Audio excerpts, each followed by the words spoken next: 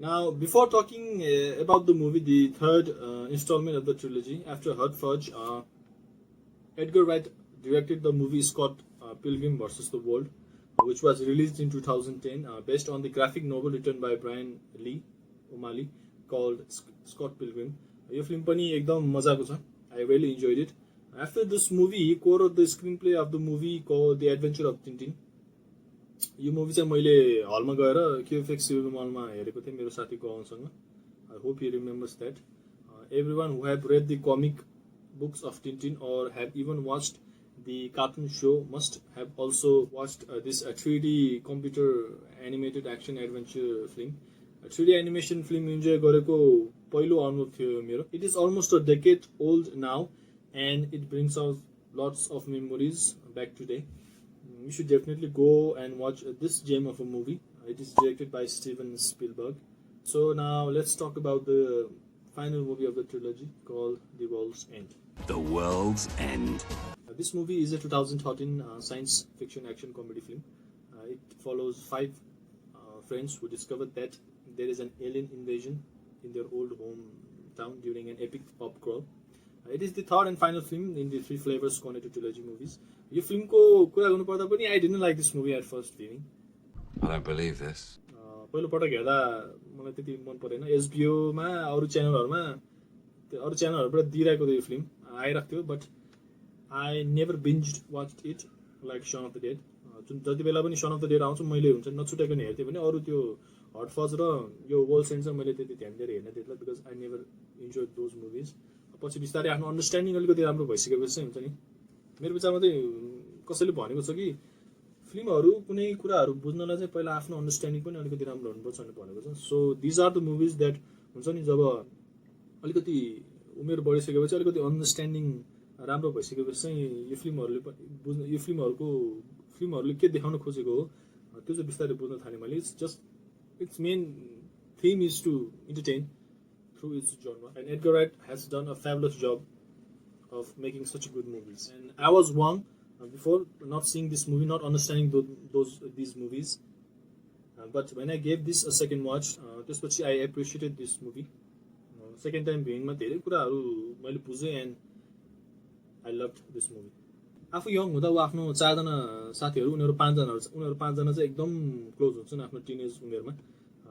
पबहरूमा गएर रक्सी बियर खाने त्यसरी वाइल्ड टाइम बिताइरहेको हुन्थ्यो उनीहरूले आफ्नो त्यो टाइममा.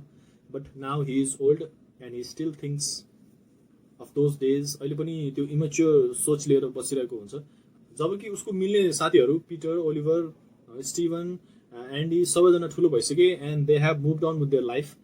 They are all matured and have an strange relationship with Gary. त्यति ठुलो भइसकेपछि त्यति राम्रो सम्बन्ध बनेको हुँदैन उनीहरू बिचमा.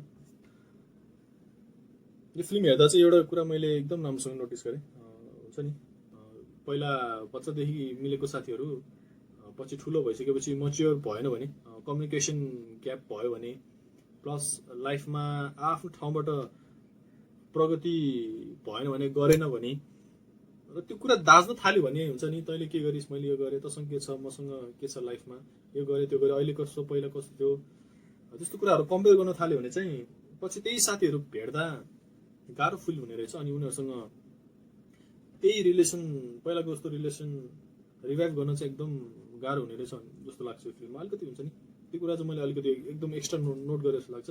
We're not here as your friends. We're just your fucking enablers. Yeah. Enabler. It's a funny word, isn't it? Enabler. This movie is about friendship. It's also about the alien invasion and freedom of human race. But I have to say that it mainly focuses on the relationship of these old friends. I love the boys like brothers, but when all's said and done, you're the best friend I ever had. It's good to see you, mate. ग्यारी किङले चाहिँ हुन्छ नि Simon पेगको त्यो क्यारेक्टरले चाहिँ आफ्नो teenage डेजहरुमा चाहिँ एउटा plan बनाएको हुन्थ्यो which was also a dream of his, that is to complete a trip to the 12 pubs. आफ्नो होम टाउनमा भएको 12 वटा पबहरुमा गएर बियर र एल्कोहलहरु खाने एक दिनको प्लान उसले बनाएको हुन्छ, which he calls it a golden mile. Tonight, we will be partaking of a liquid repast as we wend our way up the Golden Mile. The group attempted the pub crawl as teenagers, but failed to reach the final 3 pubs. 12वटा पबहरुमा जाने अनि मस्तले दारू खाने एउटा plan बनेको हुन्छ जसलाई चाहिँ उनीहरूले गोल्डन माइल भनेर भनेको हुन्छ फर्स्ट टाइम यो उनीहरूले त्यो प्लान गर्दाखेरि चाहिँ लास्टको 3वटा बारमा चाहिँ जान पाएको हुँदैन उनीहरू तर अब टिनेजर्सहरू हुँदा सफल नभएको प्लान अब ठुलो भइसकेपछि ग्यारीले हुन्छ नि सबैजना साथीहरूलाई बोलाएर उनीहरूसँग मिलेर फेरि एकचोटि अब यो प्लान चाहिँ पुरा गर्नुपर्छ भनेर भन्छ and even though they are uncomfortable with this idea they meet after a long time to fulfil that plan which is called the golden mile भेटिसकेपछि पब गएर they start drinking they start their journey and Gary realise that one of his friends has quit drinking रक्सी खान छोडेर छ उसले Can we have 4 of those and a tap water, please? सबले beer बनाउँछ but his friend Andy played by Nick Frost orders a drinking water instead which is a funny scene. What?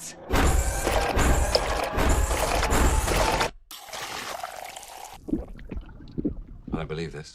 Now they visit a few pubs as planned and notice that no one recognized them after all these years because back in the day they were infamous and Gary was even banned in one of the pubs. त्यो पबहरुमा हुन्छ नि उनीहरु पहिलेदेखि सबैले चिनेको ठाउँमा उनीहरु गइसकेपछि चाहिँ ठुलो भइसकेपछि त्यो पबमा फेरि जाँदाखेरि चाहिँ उनीहरुलाई कसैले पनि चिनेको हुँदैन so a little bit strange thing is going on उनीहरुको चाहिँ अब टोयलेटमा केही मान्छेहरुसँग झगडा हुन्छ and accidentally they kill those people and those people are exposed as blue blooded एन्ड्रोइड्स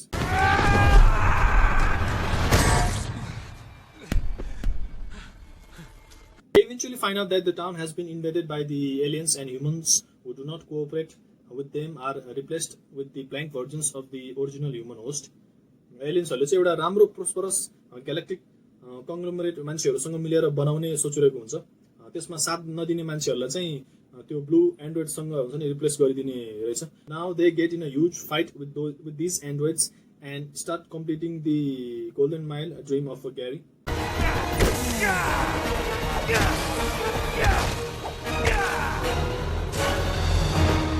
अब बिस्तारै एक अर्का बीच भएको मनमुटावहरू पनि एकदम कम हुँदै जान्छ and they start to appreciate each other and there is a funny verbal confrontation between them and the disembodied alien entity known as the network in the final act of the movie. Network भन्ने alien एन्टिटीसँग उनीहरूको वाद विवाद नै हुन्छ लास्टमा foul माथिङ मुख छाडेर हुन्छ नि कुरा गरिदिन्छ like they should not control the humans होइन हामी ह्युमनहरू त फ्री हो हामीलाई जे गर्न मन लाग्छ हामी गर्छौँ तिमीहरू आफ्नै दुनियाँमा जाऊ न हामीले किन कन्ट्रोल गर्न आएको कन्ट्रोल गरेर केही हुनेवाला छैन तिमीहरूले कन्ट्रोल गर्न पनि सक्दैनौ हामी मान्छेहरू पहिल्यैदेखि नै फक्ड अप छौँ हामी आफ्नो जीवन आफ्नै पाराले बिताउँछ भनेर रक्सी खाएर झ्यापाको तालमा त्यसरी उनीहरूसँग कुरा गरेर हुन्छ एन्ड दे सुड बी हुन्छ नि एकदम कन्फर्म गरेर हुन्छ like they should be left alone ह्युमनहरूलाई चाहिँ एक्लै छोडिदियो भनेर उनीहरूले भनेर हुन्छ Who the fuck are you to come down here and tell us what to do? We are the network, and we are here for your betterment. And the movie ends in a funny way. लास्टमा अलि हुन्छ नि एकदम funny तरिकाले end भएको छ and it's very lovely to see that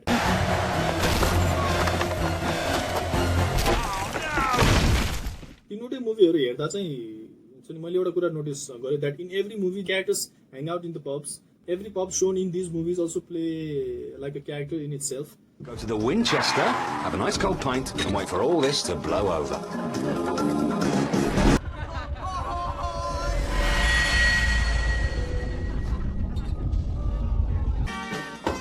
Drinking beer pubs. Shall we?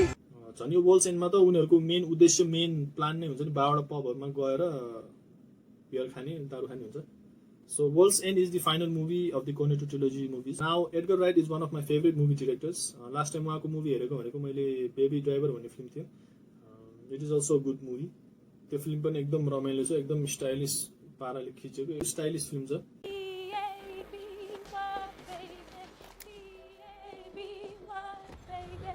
एउटा कुरा मलाई पछि के थाहा भयो भन्दाखेरि एकदम हाइलाइटमा पनि आएको त्यो फिल्म मार्भलको फिल्महरू हुन्छ नि 21वटा मुभीहरू बन्ने थियो एकैचोटि 21वटा मुभी बनिसकेपछि लास्टमा जब एन्ड गेम रिलिज भएको थियो त्यसको बीचमा चाहिँ एन्टम्यान भन्ने फिल्म जुन आएको थियो पछि उसको सिक्वल पनि आयो दि एन्टम्यान एन्ड दि वास्प भन्ने एन्टम्यान फिल्म डिरेक्ट गर्नलाई चाहिँ हुन्छ नि एडगर राइटलाई छानिएको थियो पहिला but due to few creative differences between the Marvel and him he was just credited as a writer only उहाँलाई चाहिँ लेखकको रूपमा एउटा स्क्रिन राइटरको रूपमा मात्र हुन्छ नि राइटरको क्रेडिटमा दिएर राखेको छु उहाँलाई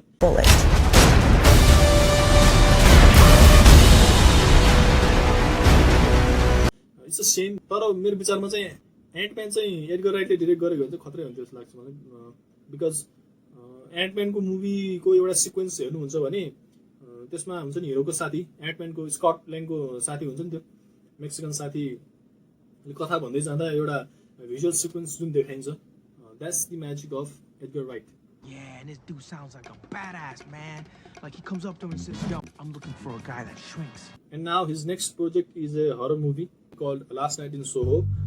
2021 ma release हुँदैछ यो film. And I am highly awaiting for this movie. I am a big fan of horror movie genre. But let's not define a director by the genre of movies he made. Let the genre be defined by the director who makes a good movie. Because the only genre that there are only the good ones. So these are the movie recommendations for this week. I'll be back with more recommendations. Like and share if you have enjoyed this video. Comment if you have watched the movies I have recommended. And finally, subscribe my channel for more videos. So just do it! Just do it! So see you next week. Thank you.